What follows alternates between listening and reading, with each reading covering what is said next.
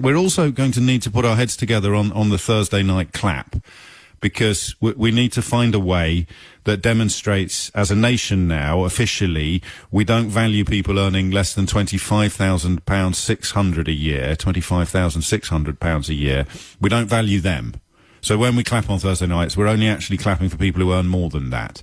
I don't know how we're going to do it. We're going to have to come up with some sort of Freemason-style clapping equivalent of a handshake, aren't we? Or possibly we all need to hit a really expensive pan. Would that do? We get a Le Creuset casserole dish? Oh no, foreign.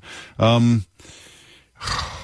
that's right. We need to put our heads together. How are we going to be able to clap on Thursday night while, I mean, for some people, attacking teachers, and also now supporting a government that has rendered anybody earning less than £25,600 a year somehow inferior to everybody else, less desirable, less valuable than everybody else? There's a little vox pop, as they're called, a dispatch from Marianna, Florida, in the New York Times that has caused something of a brouhaha in America. Now, oddly, it won't shock anybody who's listened to this programme on a regular basis, because we worked this out some time ago in the context not just of Donald Trump, which is what this vox pop is about, but also, of course, in the context of Brexit. What is it you get out of this? What is it you're celebrating? What is it you're most looking forward to? And some people finally started sort of telling the truth. You remember the caller last year. I know he's a liar, but I like him lying because it upsets people like you and Sadiq Khan so much. And you sort of sit there thinking, what's he talking about?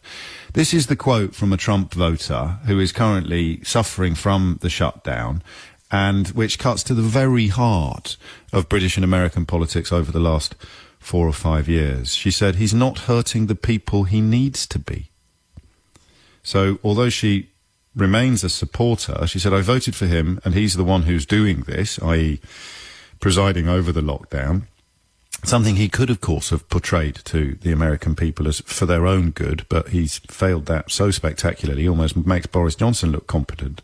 I voted for him and he's the one who's doing this. I thought he was going to do good things. He's not hurting the people he needs to be hurting.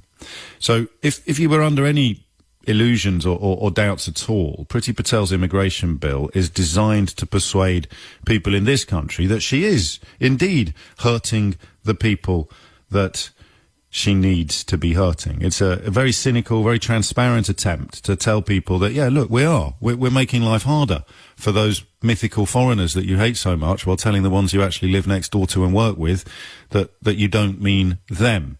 And the threshold she's chosen is an interesting one. It's £25,600, a figure that actually some starting salaries for teachers don't even reach. But it's this question of value that I'm most interested in today. There's two ways I'd like to approach this story. I don't want to talk about where you were born, because, as you know, I don't care. If you're a good person and you do good things, then I am proud to call you a friend, a neighbour, a compatriot. It really doesn't matter to me whether you were born on the other side of the world or the other side of Chiswick.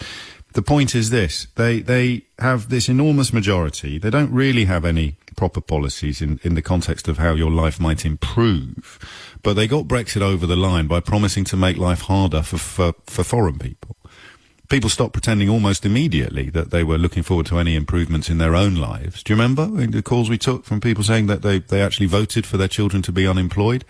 You must be loving the COVID-19 economic impact, and they voted to be poorer, and they knew that their life was worse, and then Rees-Mogg started talking about economic benefits taking 100 years to arrive. So that con was put in place almost before the ink was dry on the referendum result. But the notion of value is one that's very easy to miss. It's very easy to overlook. So who are the people you're hurting? Well, they are theoretical foreigners who might have moved here at some point in the future if we hadn't introduced this policy. So you're hurting them. Yeah. But of course you're also hurting anybody who's already here and now finds themselves part of a society in which they are officially less valuable than a colleague over the road who earns £10 a year more. Officially, measurably less valuable.